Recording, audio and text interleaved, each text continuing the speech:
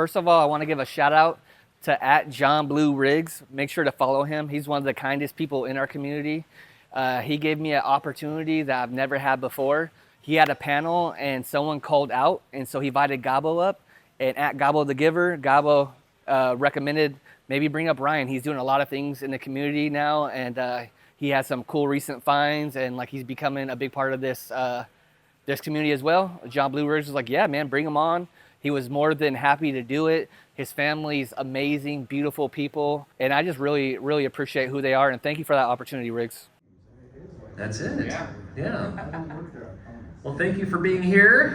This is our, how to fail up at YouTube is kind of what we're talking about, because they needed a subject of a panel I haven't done before. There's like, well, come up with something new. It's like, well, I've done Q&As. Those are Q&As, right? I've hacked video games at these panels. I've done open heart surgery live on these panels, and I was like, what haven't I done? So a friend of mine and I was like, oh, hey, we started our YouTube channel, and then from there kind of grew other businesses. And then he couldn't make it all of a sudden. So in lieu of him, it took 2 people to replace his scrawniness. So that's fine by me. So my name is John Riggs, and I thank you for being here. If you're not familiar with who I am, I've been hosting a YouTube channel about retro gaming nostalgia for regularly probably about 7 or 8 years. I started my YouTube channel, funny enough, I started my YouTube channel as just a placeholder to put my game hacks as videos. It's like, here's what the gameplay looks like. If you want to buy one, it's on Etsy.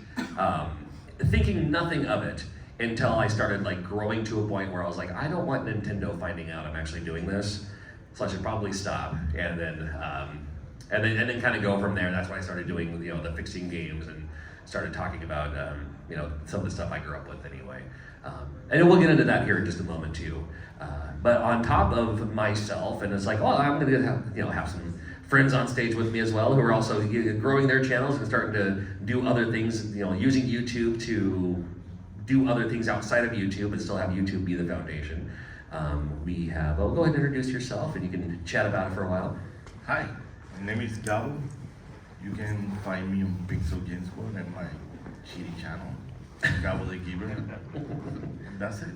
That's not it. There's more than that. Well, my channel is about hunting Super NES games now. Hi, Fletcher. And having fun and coming to the events and just enjoying life, enjoying the journey. Love to hear it. Hello, my name is Ryan Strobel. I own Fire Nice Games. I am terrified to be up here, but it's all about failing up, so I can't wait to fail up here. Woo! Yeah. Thank you. Breathe, brother. Breathe. I appreciate you. But yeah, we own a beautiful store in Northern California. If you guys can get out there, Fire Nice Games, 7,000 square foot retro haven for a lot of people. Brings a lot of happiness. We actually have little shows in there, 30 to 40 tables, and there are own events during regular hours and stuff like that. So we're bringing a lot to the community. I just started my YouTube channel, Fire Nice Games LLC. Once again, I want to suck like no other, but if you could help build me up and follow that, that'd be awesome. I recently just found the Sealed Stadium Events video that just came out, and then I acquired the gold NWC card. So we're out. Our channel is about hunting grails and finding stuff and that kind of stuff.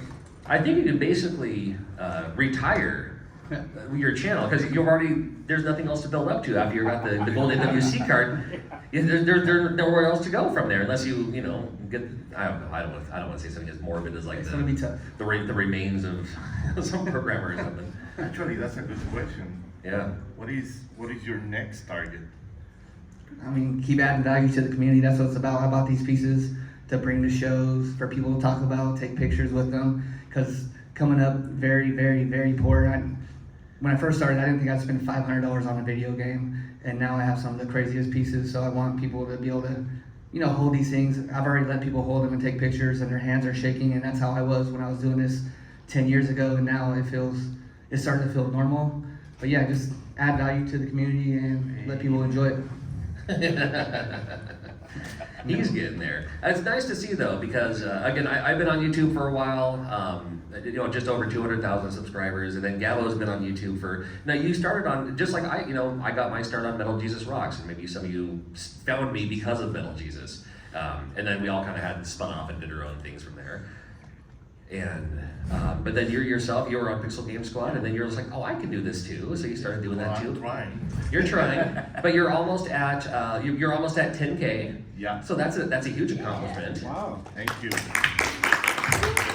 there. I feel blessed, you know. Yeah, and after this panel, you'll have less. You know. That's Yeah.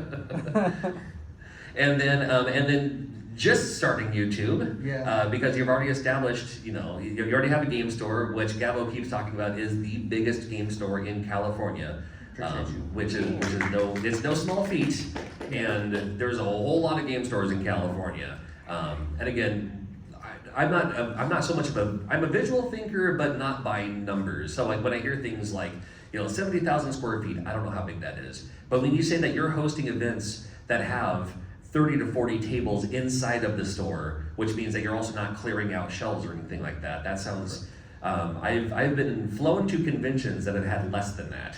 Wow. So, that's not so bad. Do you know how many, again, it's, and at the end of the day, we can talk about that too. It's not about subscribers. Yeah. But do you know how many subscribers you have as of? Yeah, we put our first big video up about 2 weeks ago, and I'm proud of it. We're at over 1,000. I'm I think at like 1,150. Okay. That first video, and it's hard to get, I guess, in the algorithm and stuff like that. Yeah. But that first video has 33,000 views already for a long form video. I guess that's really well. Yeah. No, that's very good. And then again, that's when it comes down to, it's not about the subscriber, because sometimes people will watch, and if you look at your homepage on YouTube, more often than not, some of those videos that keep popping up, you're not subscribed to, but you saw something similar, and that's where you can use the algorithm to your advantage. So when you're looking at things, maybe they'll watch Pixel Game Squad, and then Gabbo's video will come up next. It's like, I didn't know he had his own channel. And then that same thing happened to me when I was on Metal Jesus channel, and then they're like, oh wait, I just saw this guy, and that's kind of how they find you eventually. For sure. I think what's really special is so many people are mentors in this stuff. Like, you're a mentor for Gabbo. Gabbo's a mentor for me. Right. And like, he's pushing me to get uncomfortable to do this kind of stuff, because no matter what, it's going to add value to my brand, which is what I'm trying to do. To me, is about my store, not so much about the channel, but I want to try to do well at everything I do. So I'll try to make the channel entertaining as best as I can. But I just love the mentorship I see all through the community. And the ones that succeed have a mentor or two in their life. They're not just doing it. So I think that's important. It is, yeah. I had a lot of help from Metal Jesus when I first started, and you can kind of pass the information along as well. And then I've then taken, like even YouTube courses or YouTube mentorships from my main coach is a guy named Daryl Eves. I don't know if you know the name, but if you've seen the TV show The Chosen, the religion, it's about Jesus with personality. He's the executive producer of The Chosen. But he got his start because he was a YouTube guy doing offering YouTube mentorships to some of the biggest channels, including Mr. Beast. So it's like, well, I mean, if he's coached Mr. Beast in the past, can't be so bad. So then now, him and I are buddies, but he kind of showed me the whole algorithmic thing. But then to pass that along too. But one of the things that Daryl taught me was YouTube channels are fun. It lets me come out to conventions like this. But you ain't gonna get rich from AdSense. AdSense is there. You have the ads that pop up. They're inevitable. They're annoying. We get that too, unless you have YouTube, like YouTube Premium. But there's other ways to make money outside of YouTube, and that's where the failing up can come into play. Because like once you have a YouTube channel, then it'll let you to come out to events like this, or to come out to, or to start something different, or to make a product, or build a brand, or do something else. But still have YouTube be that foundation. So it's interesting because you already have a game store. Yes, sir. But then there's guys like Retro Rick. I don't know if you're familiar with Retro Rick at all. Great guy, family man. Just started doing kind of the buy sell trade thing on the side, and now he has a legit game store, and he's starting a game convention this year. Kind of if he didn't have his YouTube channel, I don't know if that would have been the case. But you're going the other direction here. You're failing down. You already have an established game store, and now you're going to start a YouTube channel. I appreciate that. But we've seen that before too. And he's here too. Double Jump Games. Coop. I've known Coop for years because we've always had booths at the same kind of swap meets conventions. he's seen me lose less and less of my hair. I've seen him grow more and more of his beard. Yeah, and super cool guy. But you know, he's started to like make his YouTube channel kind of based on his game store and give it a personality. And now people are flying in from all over just to go to his store. And I've seen people at conventions on the East Coast wearing Double Jump Games shirts because they watch the channel and they're like, oh, I can't wait to visit the store. Or you know, people who know Kelsey because of Pink Gorilla. You know, it gets that super potato feel from Japan. You can do that too. Yeah. That's now you have, Gabbo, you always have interesting stuff going on. Who's rhetoric? We love Rick. He's a nice guy. Yeah. What's going on in your life, Gabbo? Busy as always, too much work, enjoying life, enjoying this. Yeah. This is what I love to do, to come to the events. I love Portland. This is my favorite, one of my favorite events, expos, and I will say I'm gonna hit 250 Super NES games. So I'm filling that hole little by little. That sounds interesting. Okay. I mean the Super NES hole. Yeah. Super NES whole collection, that's how I call it. So. Now you did this with the NES. Yeah. Yeah, you started with your NES whole collection. Intentionally spelled HOLE, which I think is hilarious. It's not a you know language barrier or anything like that. But what then a lot of people don't know is like they see you build it, but then they don't know what happens to it afterwards. It's not like you're holding on to them or anything. No, I make it public, you know, I'm not hiding it. I'm selling the 75% of the collection. I'm selling that because of course I need the money to buy Super NES. Right. I'm not rich, so. And also the space. And with that money, I'm been going crazy buying Super NES bangers, so. But with Super NES, I think I'm gonna, when it's done, I think I'm gonna keep at least like 50 or 75% because I got more nostalgia, more love for the Super NES than the NES. So I love NES, don't get me wrong. So Yeah, but you're using your videos that you're filming on YouTube to, I mean, and you document it too, which is half the fun. You document it, you find it, you do the thing, you have it, and then you start selling the collection. Well, that's part of the journey. It's the journey. I used a $6 Walmart soldering iron for years until I finally upgraded to a quality soldering iron. So so in lieu of using your own money, you can that money you already have. You're selling the games, and you're using those funds. So it's not like you're working your full-time job, and we all have full-time jobs too. Then Ryan's full-time job, I think, is the store at this point. Yeah. More than It's more than that. It's like, he quit his 9 to 5 to work for himself 24/7. Yeah. I don't know. That's At least it's a passion. At least, thank God it's a passion. It's so much fun, man. Yeah. It's actually thanks to you guys, I complete the NES hole. Right. Yeah, especially Ryan. I bought a lot of games from him. Yeah. Good deals. You bring me some heat too, so. And Game Tower gave you a heck of games. Game At Tower. least the best. Tower. Nah. Yeah, right Game over there. Tower in the house. Yeah. Yep. One of the best out there. Also another great YouTube channel, my boys, the Game Boys. Yep. Now Californian people, Mr. Fletcher. I know. Wait a minute now. What's going on there? What's going on here? Yeah, that's right. I want to add something for Gabbo. I want to add something for Gabbo. This is one of the most humble men I know. He goes, I watch him at every event. He goes and gives his full effort for people, talking to people, trying not to ignore no one, get pictures with people, and puts on the best face. And then comes home to the hotel and he's so dead. He just passes out like completely, like he can't barely call his wife to say goodnight because he's giving all his energy to his fan base and build these subscribers and stuff like that. So he really, really, really cares about this community. And even though he's a man of few words up here, he gives his full heart. So I just want you guys to know that. He's not a man of few words. I barely speak English. A few words is all he's got. Yeah. But let his wife know this too. It's just like you never call me. It's like, well, I was tired. Like, I'm too busy having fun, right? It's like, no, it really is. I mean, it's not only me. It's people like you, people like John Riggs, not Elliot from Game Tower. But this community is so awesome, dude. I mean, what can I say? Happy. Quite literally, what else can I say? That's right.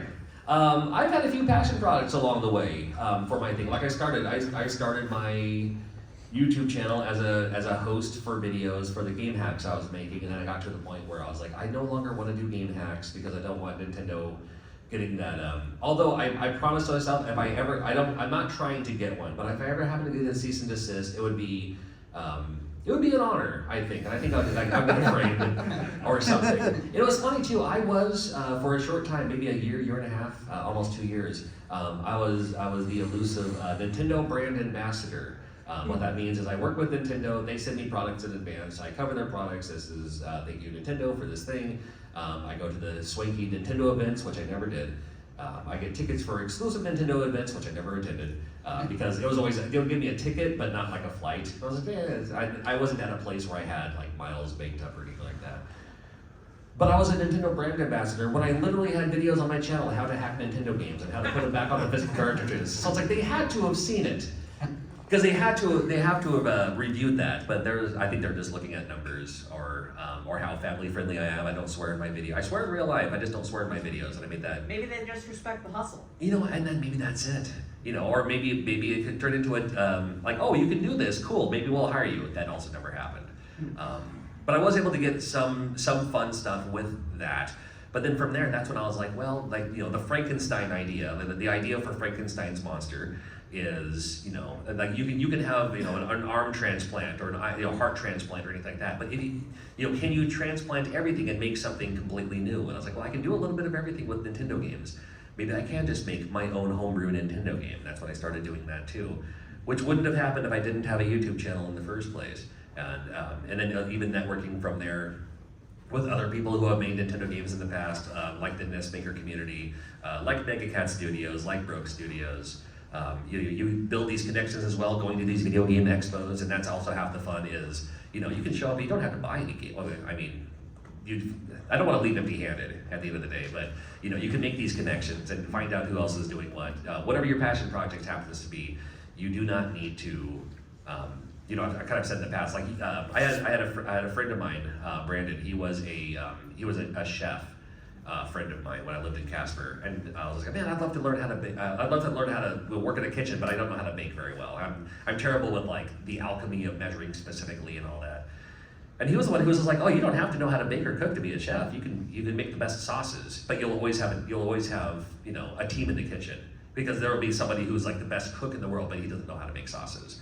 So if you know how to do something along the way, you can start doing that, and that's where you can kind of network around. And you know, it's like, yeah, I have a game now. And they'll say, oh, this is your game? And I always feel bad. I was like, well, it's not. Yeah, my name's on it. It's not my game. I didn't do the coding. You know, I wasn't the music composer and stuff like that too. And one of our friends is here this weekend who, I mean, he loves doing music for video games, which is perfect because there's people who don't know how to do music for video games. Cool, let him do it. And then so from there, without the YouTube channel, I wouldn't have been able to make these connections. To actually, you know, kind of fulfill my childhood dream of actually making a video game and not just, you know, hacking, which I've done in the past, which I did this weekend. Which again, I said I wouldn't do, but again, it's not. I made just for. I mean, you can't really see it from here. You'll see it in my video, and you'll see it in Gabbo's video about Portland Retro Gaming Expo. I made him a game called Ghosts and Gabbo. He loved ghosts and goblins, so I was like, you know what, just for you, you know, I'll pull out the old tools. And thank you for making a dream come true. Yeah, so what a guy! Making this guy's dream come true. Ghost and Gabbo. Yeah, I heard there's an upgrade coming. He will be naked in the second one, or? Yeah, the collector edition. Yeah, the expanded edition might be that one. Yeah, one of the hacks I made on that one is like when you lose your armor, he's still wearing clothing underneath because no one wants to see that his chon is, right? But yeah, the other one, I mean, yeah. And anybody can do that. Again, if you want to make your own hacks, I still have videos on my channel. They're probably 8 years old now. But you can do that and then put it back onto a cart or something like that. But what's coming up next for Ryan here for his channel here? So you already have this established game store, 7,000 square feet, which is huge. I mean, I think my first like 2-bedroom apartment wasn't even that big. So I think it's bigger than this room. Yeah, a little bigger than this. This room is big. I was gonna say, yeah, this is gigantic here. So, so imagine a room this size. It's a video game Definitely. store. Yeah. Both. That's plenty big. Yeah. But like, do you have things in mind for your YouTube channel? Are you using? And that's another thing too. You don't have to use a YouTube channel to be. I'm trying to think of the right word, but I mean, but you can use it. I mean, basically for advertising, but it doesn't have to be an ad. Though. Yeah, I'm trying to find my lane. I'm going to have fun with a little bit of everything at first. But the Game Boys, super close friends of mine, was like, hey man, you kind of paved the path of being that person that are chasing grails, going around the United States, video recording that, and I might want to do that a little bit, but there's only so many grails you can get. That's also very costly. But the main thing is honestly just bringing brand awareness to what I'm doing. I have my own retro game show coming up in July of 2025. It's going to be roughly the size of like SoCal, 200 to 250 tables, booths. Nice. Yeah, we're excited for that. We're going to start announcing some of the launches and all that kind of stuff and guests, and we're going to get that on the road soon. I also got my second store coming up in February, so I'm doing permitting and doing all that kind of stuff, and my plate is super full, and honestly I didn't understand how much a camera's in your face all the time when you're trying to do this, and it's not very comfortable when you're not used to it. So trying not to be cranky and like, hey, get that out of my face, dude, like I'm good, like I said I'm good. So If we have to see your face, everyone else has to see your face too. You gotta get used For to your sure. own face and your own voice. they said give it a few months and I'll get more used to it, but Right. I'm a grinder. This is what I do. Unfortunately, I don't know how to be content. Like I always want to do better. I want to do better. I want to raise the bar. I want to help the community raise the bar. I want people say like, oh, digital's coming and it's gonna die. Why is it gonna die? It's up to us, all of us, to make it live on to our kids, to their friends, introducing. So we have the obligation to make it live on. So if it fails, to me, it's really on us. Yeah, we have 50 years of console gaming in the past. So even if like next year they announce all consoles going to be all digital, there'll always be a thing to collect, an event to go to. You know, there's no lack of that, and then we're kind of heading that direction. And that's fine. That's just the way of the world here.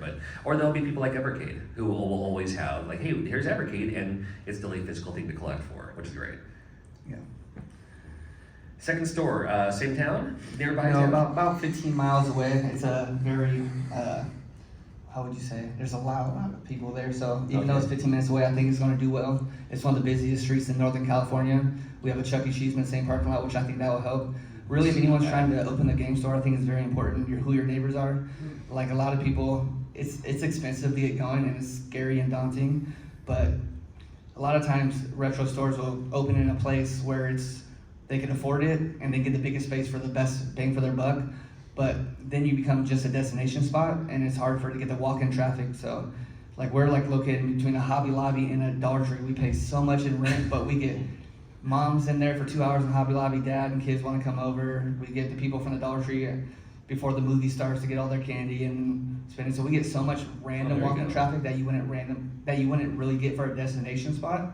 So yeah, so my new spot has the Chuck E. Cheese. We have Texas Roadhouse, Buffalo Wild Wings, Red Lobster, and Fire and Ice is right in the middle of it, with GameStop across the street for anything that they don't take, and then the Chuck E. Cheese. So I really believe in location.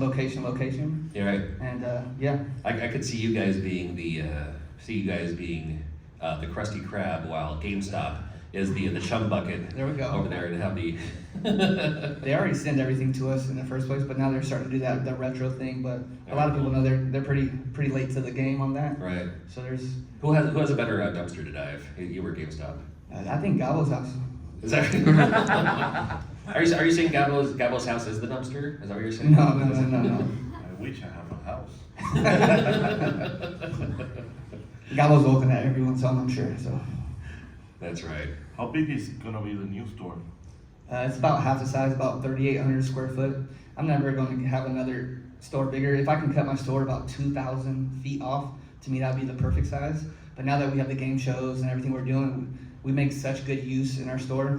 When you go in there, a lot of people say it's not retail and it's experience. You come in, the first thing you see is a one-of-one wax museum Mario, one of the rarest statues, video game statues in the world. And he's welcoming everyone on a big old platform that's like 9.5 feet in the air, like the brick ? Platform. And we have a 10-foot Blockbuster sign that looks like it's a 2-foot sign because our store's so big. And those were the Blockbuster signs that were on the outside of the building. So everything in there is meant, like, it's for an experience. So that's why I'm trying to create an experience. Why this other store will be a little experience, but more on the retail side. If that makes sense. One of the nice things about, like, when you live in a town and you see, like, especially in the 90s, when you're seeing the Blockbuster being built, and you see the sign, you get the anticipation. Thanks to YouTube now, though, we can see the development of the new store being built. And is that going to be something on your channel there, the kind of the progress and and the camera in my face and the trials and tribulations, yeah. and something's going to happen, something's going to fail, and you know, that's all storytelling right there, you know. Yeah, so we're definitely gonna do that. You might see me too much. If you subscribe. But yeah. When this new store open, if you show proof that you was in this panel, it's gonna give you a 50% off. Is that, I don't know about that.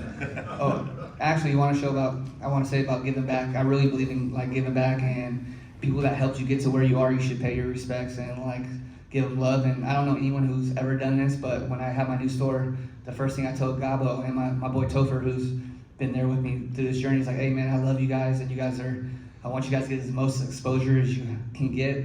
And my new store has big old 9-foot tall windows, and there's a ton of huge windows. And I want lifestyle pictures on there, so I want to have Gabbo's big old head on there doing something on there. I want to have my boy Topher on there. That way it's a walk by billboard or drive by billboard for as long as I'm in business. I want to have this man Missing persons on my billboard. window. There's so many accidents, man. Hopefully people don't like draw a mustache on him or anything like that. But He already has a mustache. oh, that's true. I'm stupid. Good call. Or bunny ears. There we go. Good call on the mustache. That's amazing. A better dude. mustache. Thank you. Yeah. That's great. Yeah. Well, that's good, and then people will see that from YouTube, and then see that, and you know, maybe they'll even come in. You start getting to the point like a Pink Gorilla or a double jump, where you know, like it becomes a dead. Yeah, I know it, right? Only if they have the fresh cookies. You'll have people coming in, you know, just because they saw it on YouTube and stuff like that too. And then Gabbo, what about you? Because you came here, you started out on YouTube. You were a fan of Retro Liberty. Tell you how long ago that was. Yeah. And then you kind of got suckered in. I don't know how did you get pulled into Pixel Game Squad, and then you built your own channel from nothing to where you are. You remember when I was there. first met? Yeah. That's right. And then they invited me to go and hunt in fries, and then to swap meet, and that's it. And then I was in the group, and when I found those CONES games, that's when I realized, you know, I need to film this. I need to show this to the people, you know, like. Because Pixel Game Squad was getting all the credit for for you, because they was like, oh, that's a good thing. I want to put that on my channel. So they filmed you with the thing, and I want to say you had a channel at the time, but it was just kind of taken off. Yeah, I mean, and also I want to do something different, like Pixel Game Squad changed the style a little bit, like they start focusing to buying and reselling. Right. And you know, I want to go the other way, like doing full collections and focusing to collecting for one console. That's it. The rest is history. There you go. So you And now I'm here. That's right. And that's a good way to do it. Gonna spin off from there, and then now you're here. And then, do you have any plans on opening a game store or anything like that? Maybe you can buy out the Dollar Tree. Not for now. My future plan is finish Super NES, and I start Game Boy, and after that probably I'm gonna do Genesis. Okay. And after Genesis, I don't know, until I really got broke or whatever, and keep going, man. It's so much fun, and it's an excuse to come to these events and, you know, talk to people and film and have fun. That's what it's all about. When did people start recognizing you at these events? Because I think the first time I saw you was SoCal 2019. It was a long time ago. It dude. was, yes. I think, what is the question? Oh, it was when like at these events, because you'd show up as a fan, it's like everyone else, and we're all fans. I mean, I started coming to the Portland Retro Gaming Expo just to just come here and shop around a little bit and hang out, and that's about it. But I will say I start feeling and seeing the love. I think it was in the first Game On Expo with the group. oh sure, yeah, Game On Expo, that's enough. Yeah, and I start experience a lot of people, saying like hi, pictures, hugs, kisses from strangers. Nah, I mean, I don't like to say fans or strangers, or I say friends, man. Like, followers, like part of the group. I think it's a big community and everybody's in. I don't believe in fans and all that, so Yeah, it's just fun, man. It's awesome.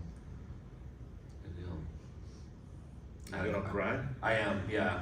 I'm gonna cry because I had a question lined up and I forgot what it was. No, it was. Wait, sorry to interrupt. You know what is awesome? Yes. He's experienced that now. Yeah.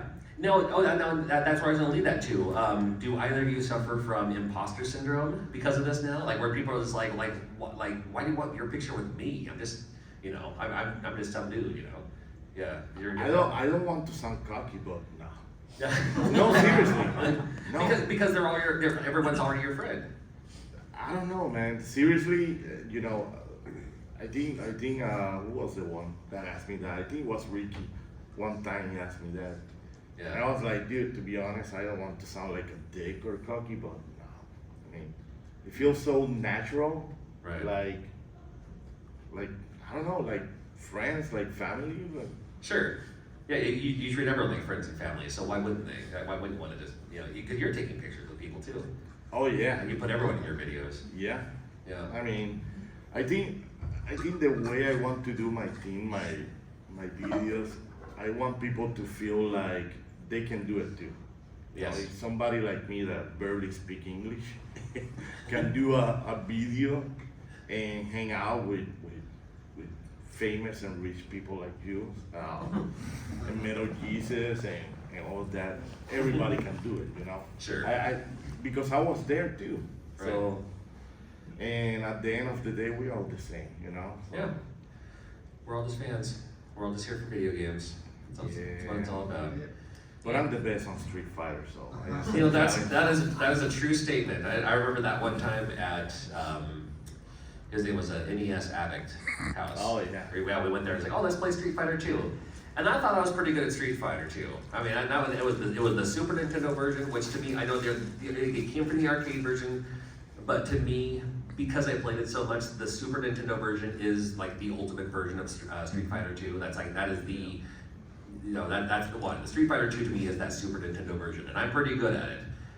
But man, I couldn't hold my own against Gabbo. I came close once with E Honda, I think, but yeah, I couldn't do it. So we want to challenge Gabbo here at Street Fighter 2. That's a $5 cover to get in, and maybe winner gets the jackpot or something. We'll have to come up with something in the future. Actually, I got an awesome story. Okay. I don't know why Rifo didn't film it. The first time I was here with him. Because he's too busy filming with all the bigger celebrities. Yeah. YouTube people. He doesn't want to film with comic book. Famous. That's right. So anyway, Nothing like that. the first time we did this one, I think it was his last time here in Portland. So it was only he and me. I think it was a Saturday. He started everybody that stopped to say hi and hang out. He was saying like at 7 p.m. go to the arcades, and if you beat Gabbo, he's gonna give you like $10. And I swear, dude, I beat like 25 to 30 people that night. Right. Oh, you was there, right? I was there. You was one of the victims. Yeah, I was a victim for sure. I even spammed with Ken, and I still couldn't get past you. So No, it's fun, dude. So Yeah. much fun. it's all fun. Well, it gives them a great story too, because they're like, oh, I got to play Street Fighter 2 with the amazing Gabbo. Nah, nothing like that. Who's No. your fighter? What? Who's your fighter? Ryu. That's- Ryu? Sure. Yeah, you got it right. Mine is only for the Street Fighter movie. It's the Okay. same. Yeah, that's right. Yeah, that guy. That guy. Yeah. But The Duke guy. Yeah. the same question you asked, Gabbo, Yeah. I'm kind of new to this whole thing. This is the first time I ever had people ask for some autographs today, or yesterday. Oh, today. at this convention this weekend. Yeah, only 4 of them, but it's still cool. Like, it's very humbling. Like, to me, it's like, what? Like, who, me? Like, Right, exactly. to me, I'm like everyone out here. I come from that vendor life. I don't have what I have if I didn't start from doing as a vendor. So to me, it's just humbling. I get kind of emotional. I don't know, maybe it's because I was raised by women, but it's just very touching and stuff like that. I've seen a couple customers all the way 9 hours away that's wearing Fire and Ice gear up here, walking around, and I'm like, wow, our brand is actually traveling and it is getting out there. So it's fun. It's weird at first, but it's more just humbling and touching, honestly. Fame. No. Yeah. Anything can happen, and again, it all starts with the good news with having a YouTube channel is it's free. Anybody can do it. We all start with 0 subscribers, and you can build content however you want to build content. Like like I talk about games I grew up with, or whatever. You can do the hunting style videos. A lot of people did that too. Dating back to the Game Chasers, and which is great too. And sometimes even you feel like. I always feel bad for the people who they almost feel like they have to buy a lot of stuff, and that's how they're going to be known is for the stuff they have, and not for them or their personality or Only for footage. yeah, for the sake of footage. Yeah, and then it's like, but then again, how can you grow from there, right? When you're spending all your money, and you're certainly not going to make money from YouTube either. Again, which is why I started, making my own video games. So I can sell those at conventions, bring those too. And that's the nice thing too, is if I'm making my own products, like my video games, like I make custom air fresheners just for fun. I am my own video sponsor, so I don't have to, I decline probably 99% of people who email me saying, hey, you want to sponsor this video and talk about this app or talk about this game or stuff like that. I decline 99% of them because the good news is I can make my own stuff and then promote that. And then I am my own sponsor. So it's great. I can talk about someone else's game, or I can talk about my own game, and then sell my own game. Yay, that works. I'll take that. I'll take that all day long.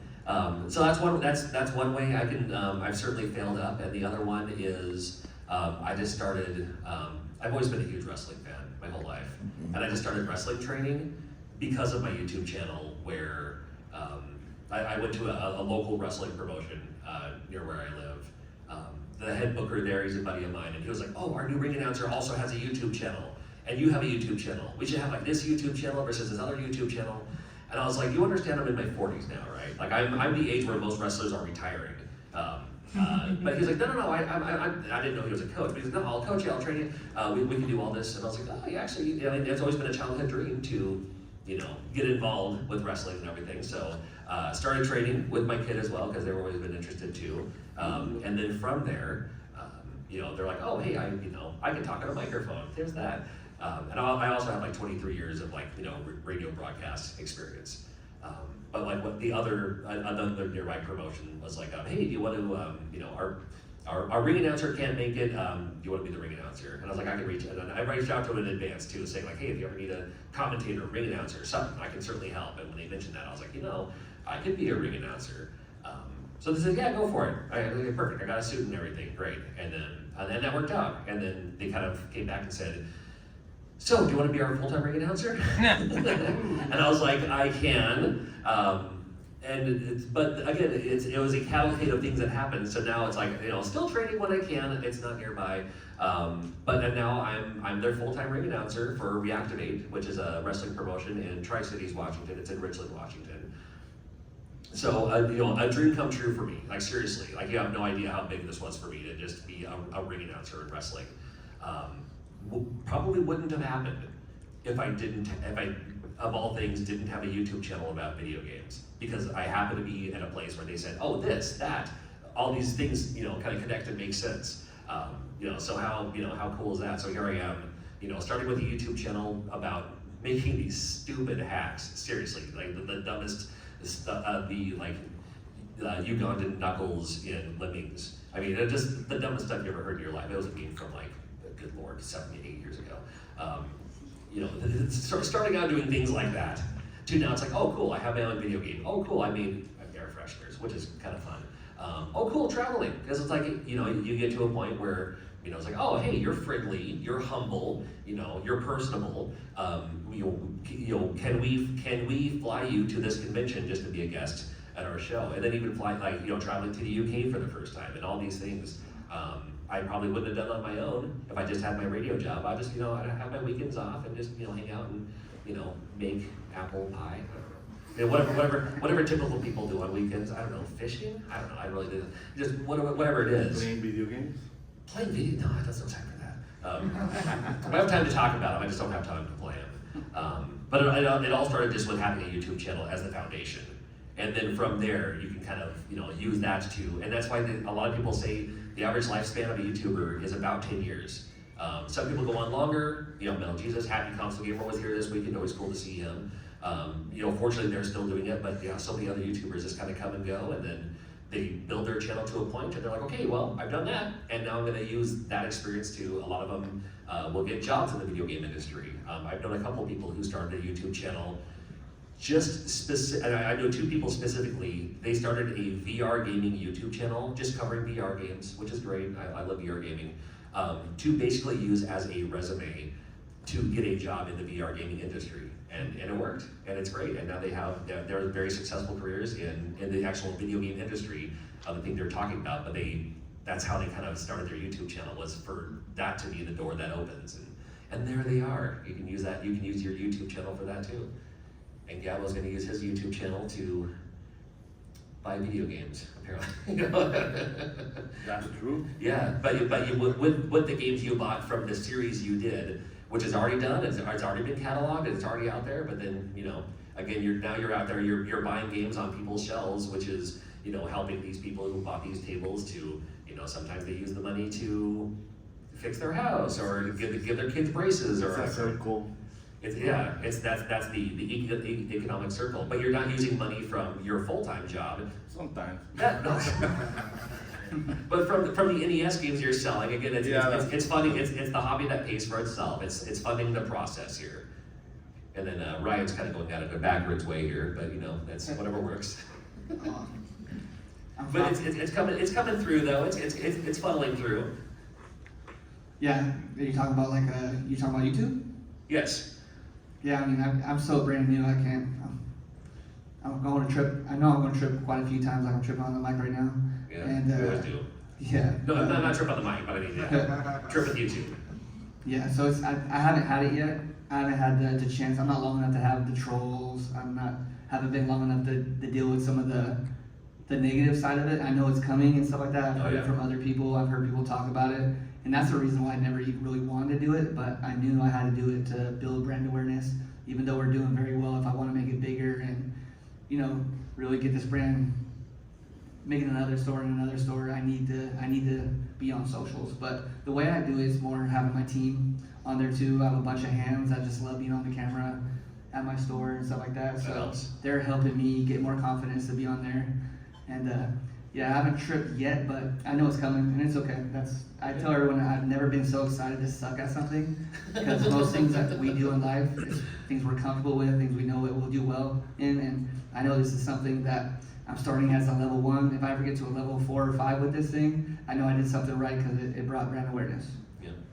Trolls are notable, and trolls are always like the good signs. Like you're doing something right. If you're doing something for somebody to complain about something, I love trolls. you love. I know you I do. love it. Yeah, they're family to you. I'm so proud of this guy because when we first started hanging out, he didn't even want to be on camera, dude.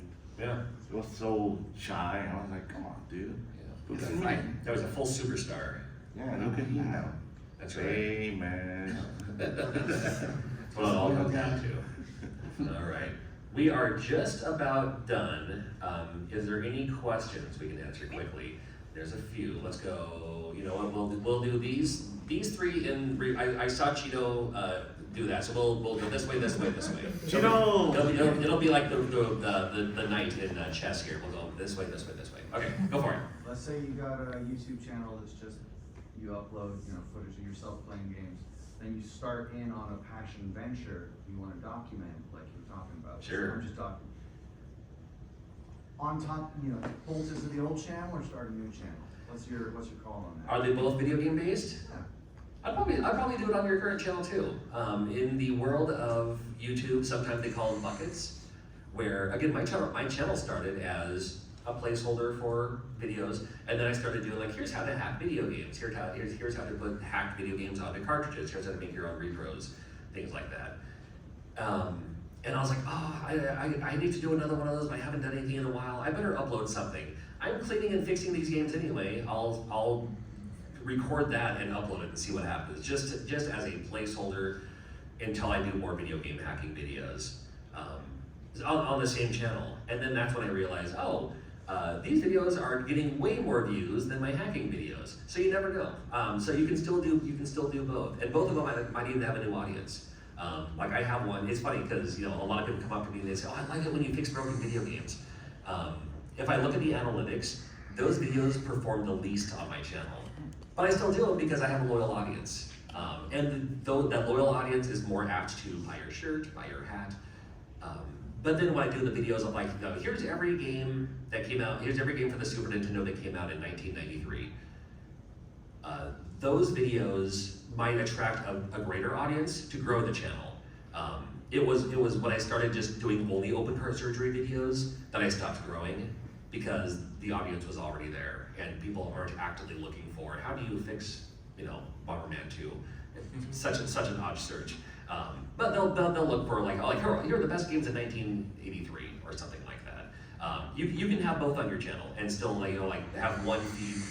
Different videos will have different videos will have what's the word I'm thinking of? Not a different audience, but different ideas. Maybe demographic? Yeah, like different videos. Demographic's not even the right word too, but something like that where, there's a word for it. For some reason it escapes me. But like these videos are for this reason and these videos are for this reason. But they're both under the same topic, and there might be some crossover, but it might even have different audiences. Me personally, I'd just say put them on the same channel. If you're already doing it too, and shorts are great for something like that too. It's not my lane, but would something like Twitch pair up well with that? Sure. And Twitch can have its own audience too. It's funny, I stream on Twitch every once in a while, and every time I do, I always see people saying, "Oh, I didn't know you stream on Twitch." And I was like, man, I've been on Twitch since the days of Justin TV. But again, not everyone on YouTube watches Twitch. Not everyone on Twitch watches YouTube. But you can also have two new audiences on there too. But you can give it a shot. Me personally, I'd say you can put it on the same channel. If it was different, I learned that with VR gaming because I love VR gaming. I'm a huge retro gamer, but I love VR. And my VR gamings don't do well at all because people watch my channel. Well, the algorithm will say, "Hey, here's a video about the Super Nintendo games. Perfect. Here's a video about Game Boy games. Great. Here's a video game about the best new VR games on the Oculus 3. Well, I'm not watching that," and then they don't click on that video, and then my next awesome retro video may not show up on their homepage because they didn't click on my VR video. So if it was like that spaced out, I might say, start a new channel for that, but I think they're both pretty similar. I think you'd be all right. That's the most long-winded answer you're looking for. Like, yeah, sure. Go for it. All right. So I myself have my own YouTube channel. Yay. Part of the reason why I came into the panel. It is very small. I only have like 180 subscribers, I believe. Okay, over 100 is huge. Yeah, Yeah. but I mean, admittedly, it doesn't feel like it because it's like I never get any sort of comments on anything. I never get anybody any big amount of likes, and the one video that had the most views, it was like 29,000, and I mean, I'm proud of that video. It was about the Pikmin short films that were made back in 2015, because I love Pikmin, and I feel like it's a part of Pikmin that isn't talked about a lot because I really enjoy it. Yeah. And it's 29,000 views. That's great. I loved that. It might bring people that nobody else subscribed or even commented on the video. It's just 29,000 views, Right. 44 likes, and that's it. And I will admit there are times where I get discouraged about my YouTube channel. It's do people actually care what I think? And I guess my question kind of comes out to be how do you keep yourself from getting discouraged when it seems like nobody wants to give you the time of day? Oh, sure. That's a very good question. Yeah, just how do you get discouraged when you're doing all these videos, great videos, you know they're awesome, you know they're amazing, and then you're not getting likes, you're not getting comments, you're not getting noticed. Boy, that's a reality check for many of us, isn't it? I feel like I'm a numbers person. I counted 37 people in this room right now. You said 180 people. If you fill this room up, it's probably close to 180 people. If that many people are watching you and caring what you're doing, that's pretty special. Like, don't look at it. Don't compare yourself to anybody. That's the biggest thing I see people do in every industry is they want to compare themselves to the next person. Compare yourself to last year, last month, last week. Like, keep that positive mindset because that'll come through your channel, I think, as well. So surround yourself, get a couple of mentors, like I was saying, get a couple of people that bring a light to your life, and let that help. That's my suggestion. What's your typical content? It's usually like analysis videos and just kind of like talks about all kinds of media, like just for me to kind of gush about my favorite things. Like, I love Xenoblade Chronicles. Like, Okay. the Xenoblade Chronicles trilogy is my favorite. I've made like 2 videos with a 3rd one on the way. Hopefully I'm able to finish the editing, but editing is a slog when my laptop is a total potato. Okay, yeah. I've also done some reaction videos, mainly to like Nintendo Direct reactions and stuff like that, and what have you. A couple of other random videos. I think I made like an AMV at one point when Shin Megami Tensei 5 was coming out. Okay. And I basically took clips of the trailers and put it to the theme song to Kamen Rider Revice. Okay. Because I'm a big Kamen Rider fan, and just like Shin Megami Tensei 5 just makes me think of the premise of Kamen Rider Revice. Right. Yeah. Have you looked at your analytics to see where the traffic was coming from for the video that did for the Pikmin video? No. Okay. I don't know. No, that's fine. That's fine. I mean, I would say that, like, look at there's a way you can group it, and you can email me later too, and I can show you how in the analytics. There's a way you can look at the analytics of not just like video versus video, but even a group of video versus a group of videos. So you can say like, oh, here's all my reaction videos versus here's all of my AMV videos, or whatever kind of videos. You can kind of compare and contrast too, where you can say like, well, I mean, not as many people watch these as they watch these, and so you can just kind of the old-fashioned just focus on what's working, and hopefully grow from there. But yeah, I mean, you're already gaining some traction of some sort. Yeah, just because hopefully, fingers crossed, about being discouraged and all that. I guess We'll point you in the right direction. Thanks. I guess as a small shill, like and subscribe to Jenny Blaze.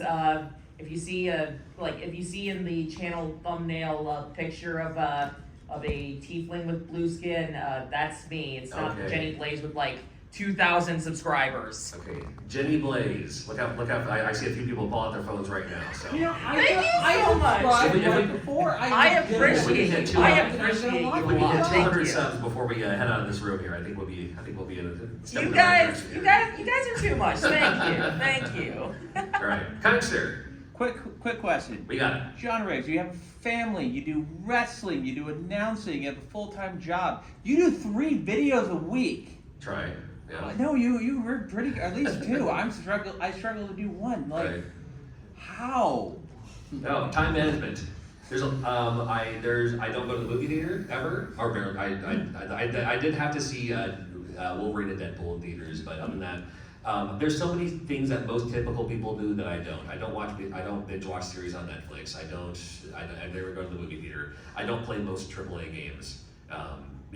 There's so many other things. I have a full-time job. I'm a local broadcast journalist, so that's the meat of my day is being at work.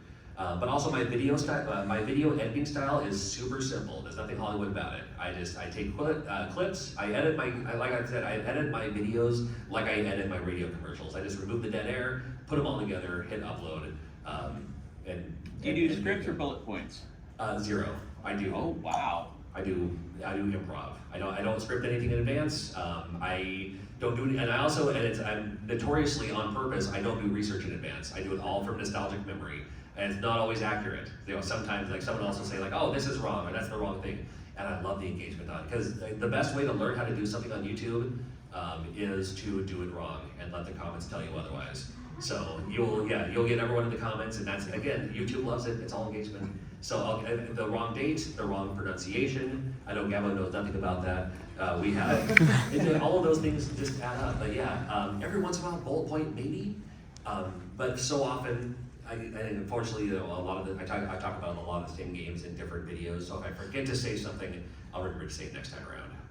He But forgot some secret sauce too. He has an amazing wife and family, and having an amazing partner when you're doing anything in life makes it a little easier, keeps you sane. Yep. And so I want to give a shout out to his wife that night this weekend. I was just gonna say that. You are so full of shit. I was just gonna say that. And I think this is our, with the broom coming in here, I think they're gonna usher us out now. Yeah, just So. 5 minutes. Yep. Thank you though. We got it. It's all good. It's all good. Awesome. 5 minutes. Any other questions? Last question. I don't. Oh, we got two questions. Very far back. Go ahead. Alright, so, I have a YouTube channel. Around the time of COVID, I had about 50 subscribers. Then I spent about 1.5 years making a video about every single Bomberman game in existence. Oh. I put that up, and then 6 months after uploading, the algorithm picked it up. A lot of people like Singer Halo watched it, and Notch apparently. And now I'm at 4,000 subscribers, and I think I'm the Dude, that's fantastic. Yeah. And that's another way to, going back to the don't get discouraged. It's that the same things happened to me a couple of times. One time, almost recently, I did a video. It wasn't much. It was just like, here are some arcade games I grew up with in the 80s, or whatever the video topic was. Same idea, where I did this video, I knew it was great, but I uploaded it, it was fine, move on, and move on to the next video. And did zero promotion on it, but for some reason, people started, all of a sudden this overnight, it just had that kind of, that rocket ship approach where these things happen. So even though, with your videos, even though someone's not watching it the day you hit upload, it may be picked up later on, or especially with Pikmin, something like that. This is a true story. I won't say any numbers, but I have a friend of mine who does. It's funny. He's the other ring announcer. We're talking about the wrestling thing. The other ring announcer's YouTube channel. It's nothing but Fallout content, and great channel. He has 250,000 subscribers. He just talks about Fallout. Hey, here's a hidden gem place. You can go to Fallout. Whatever it is. It's all Fallout stuff. It did okay until the TV show came out, and then it blew up. And yeah, it was very, very good for, again, but the whole series all at once. So all of his videos did amazing, and then it kind of crashed and came back to being a midpoint again. But when when the next season comes out, I promise it'll do the same thing. So not that you can expect those things, since he's always had a Fallout channel. But don't delete a video just because it didn't do well, because it may in the future, and it's always content as well too. Yeah, YouTube loves that. So what you're saying is when the next Xenoblade game gets When the next announced- Xenoblade comes out, when the next Pikmin game comes out, absolutely, absolutely. Yeah, and you can get the early jump on that too, where you can have a little retrospect or something building into the new one too. I mean, admittedly, I did make the Pikmin short films video because of Pikmin 4. As you should. Why wouldn't you? Absolutely. Yeah, a new movie comes out, stuff like that. Absolutely. Okay, and then one more right here. I'm also a radio broadcaster, I think 28 years. I can tell. Oh my goodness, look at this smooth guy here. Well, fan of your channel, but I came to it late, so I only recently heard an old video, heard you say you're a radio broadcaster. Right. I heard you say it today. And once I hear that, it's like your delivery style, your sort of patter style, fast patter style of video improv, it kind of seems to be informed by having been a radio broadcaster. Right. I didn't know that until after the fact. Can you speak anything? Do you think that's true? Can you say anything about that? About? Do you think that your broadcast experience has informed the way you present material? I think it does. Absolutely, it does. Because that's what I've known as far as speaking into a microphone. For the last 23 years, or doing radio interviews on the spot. Going backstage to concerts and talking to people. A lot of my YouTube presentation is the same things I've learned in radio. When I'm on, like, I don't say, hey, everyone out there in YouTube land, because people who listen to the radio, it's one person at a time, right? And you want to give them your full attention. So that's why, I don't say, hey, how's everyone feeling? I ask, how are you feeling? You got John Riggs here. That's a crutch. And that's also a crutch, is a radio term. So I think absolutely there's a whole lot of crossover between radio broadcasting and YouTube. Both very similar. You know, when I'm on the radio, I'm in a broom closet, speaking to literally no one. When I'm doing YouTube, I have a microphone in front of my face. When I'm doing YouTube, I have a camera in front of my face, speaking to literally no one except for my kind of fictional person on the other side of the screen. So yeah, there is, and that will be another panel for another time, I'm sure. Is the it's so similar it hurts, you know. As a retro gaming YouTuber, you're the only guy who has a rhythm and a fluidity like a disc jockey would have. And I've noticed it, but I didn't know that that's probably where it came from. Oh, it's a neat thing on the ear, I think. Yeah.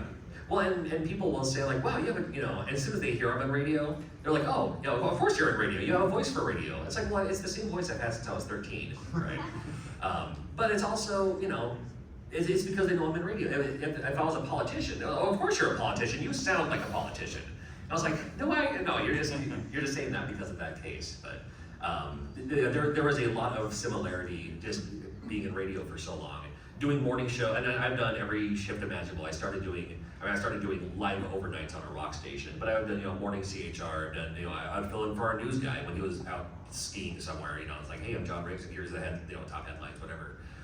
It all comes to the same play. But you know, instead of presenting, you know, what cat is up a tree in my small town, you know, I'm talking about, you know, what cool games are up a tree. I don't know, something like that. And on that note, Ryan, where can people find you? On YouTube. YouTube, oh yeah, shoot, it's hard, I'm sorry. Fire.and.ice.games. And It's a whole lot of dots. oh, I just lied to you. That's Instagram. YouTube is Fire Nice Games LLC, a little easier. So yeah, please find me. Yeah, Fire Nice LLC. Gabbo. Gabbo the Giver on YouTube and also Pixel Game Squad. Oh, give a shout out to Pixel Game Squad, are you? Well, Gabbo the Giver. There you go. Pixel Yeah, Game Squad. that's right. Those Right guys answer. suck. Right. Well, I don't know about that. And my name is John Riggs. I'm so creative in my expertise that my YouTube channel is also named John Riggs. I did go through a couple of changes. For a while there, like my YouTube channel was like, oh, I'll talk about video games and breakfast cereal. But again, no one's going on the breakfast cereal videos. So I was like, you know what? I'll include breakfast cereal as a passion in my gaming videos. So no, just look me up on John Riggs. I'm on YouTube. John Blue Riggs on social media. It's just my first name, the color of my hair used to be 20 years ago, my last name. So very cool. And thank you for attending, and thank you for being the Portland Retro Gaming Expo. There, I need to close. You guys rule.